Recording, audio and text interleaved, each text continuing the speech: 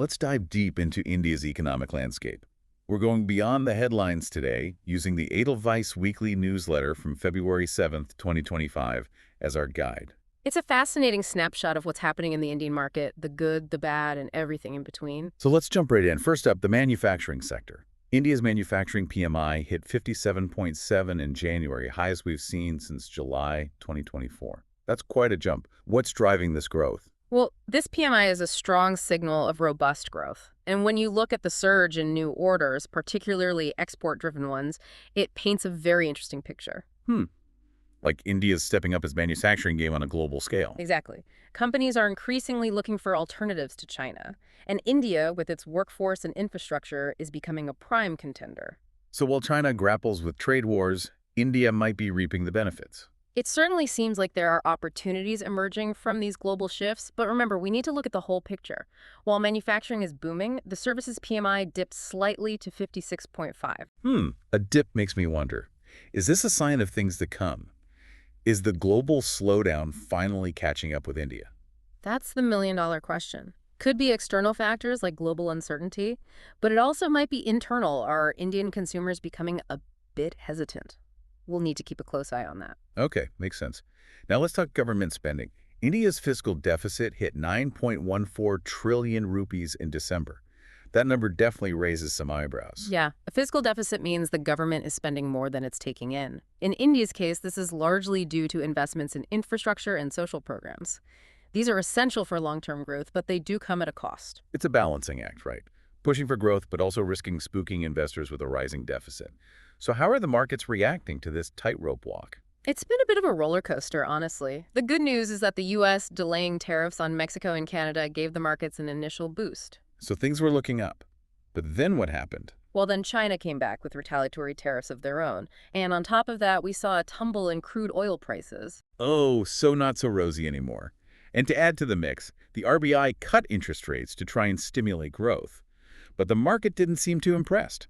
No, they didn't. It seems they were hoping for more, like some additional liquidity easing measures. It's almost like the market was saying, we need more than just a rate cut to get excited about investing. It's amazing how the market reacts not just to the numbers themselves, but also to the perceived message behind those numbers. Absolutely. Market psychology is a powerful force. And speaking of confidence, there's one sector that's feeling a bit shaky right now, capital goods. The BSE Capital Goods Index took a pretty steep dive, 5.35% to be exact. Wow, that's a significant drop. What's making this sector so sensitive? It all boils down to the government's budget. Investors were hoping for big announcements on capital expenditure, a signal that growth is a top priority. But the budget fell short of expectations, and the capital goods sector, which relies heavily on government projects, took a hit. So it's a bit of a waiting game now to see how the government responds and whether they take any further steps to boost investor confidence. Exactly. The next few months will be crucial for India's economic landscape. Well, we've covered a lot of ground already, from manufacturing to services, from government spending to market reactions. It's clear that India's economy is a dynamic and complex beast. It certainly is. And as we continue our deep dive, we'll explore even more facets of this fascinating market. Stay tuned as we uncover the global forces impacting India's economic trajectory and delve deeper into the trends shaping its future. It's going to be an exciting ride. Buckle up. So we're back, diving deeper into India's economic landscape. Yeah, we've uncovered some interesting trends already, like that manufacturing boom, but also that the market wasn't exactly thrilled with the RBI's rate cut. Seems like the Indian government has a tough balancing act ahead. Definitely. Trying to stimulate growth, but also keep that fiscal deficit in check. It's a tricky situation, no easy answers. So how do they strike that balance? What can the government do to keep the economy moving without setting off those deficit alarm bells? Well, one approach is to focus on boosting tax revenue.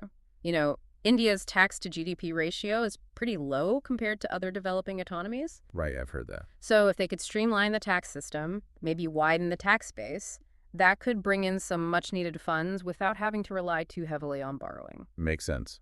But what about spending cuts? Is that an option? Spending cuts. Ooh, always a touchy subject.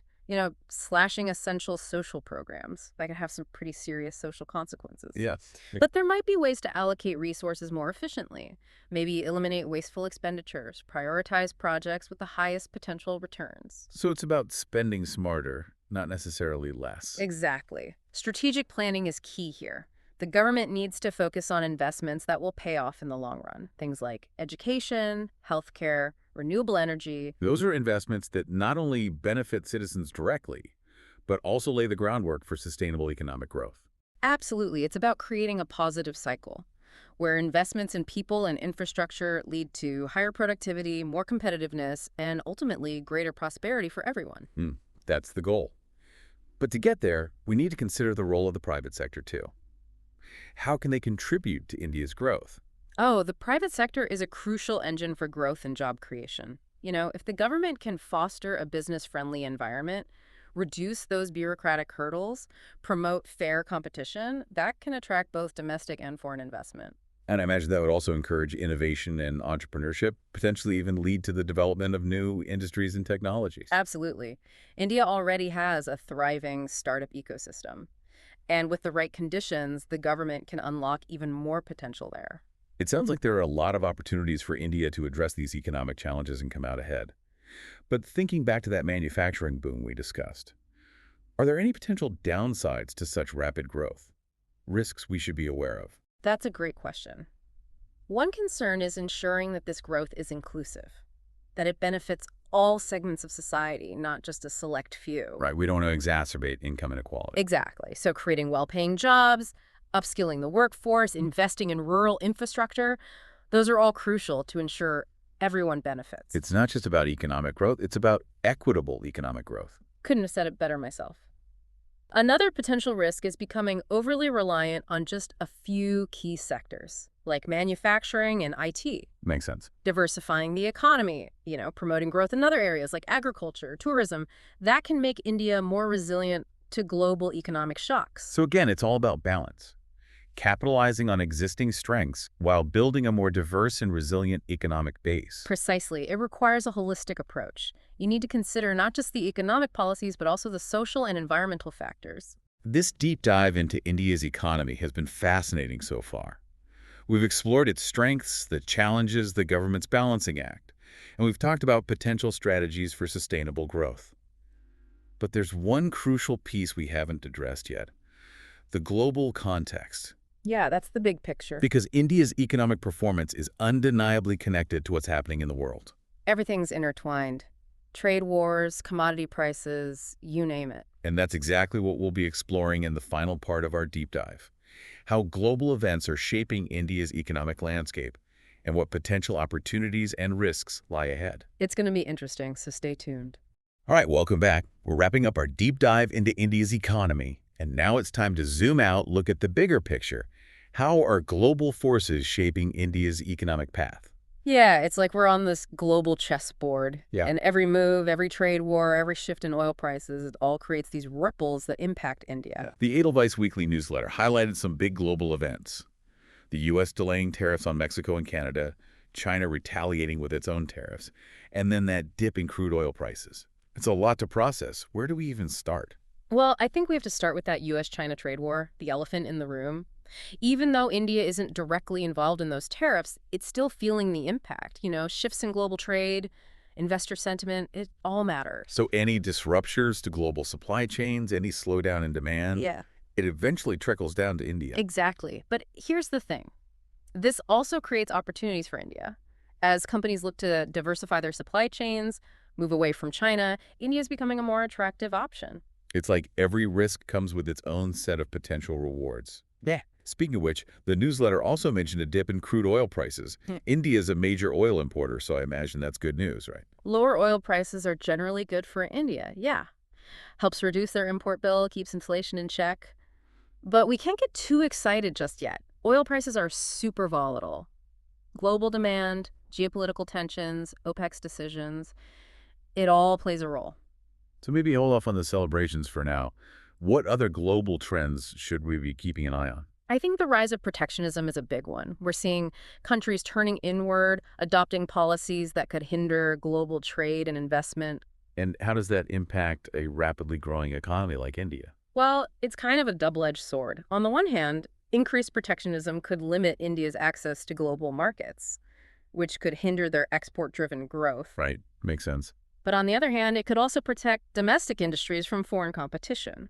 So they have a chance to grow without that pressure. Exactly. It creates both challenges and potential advantages.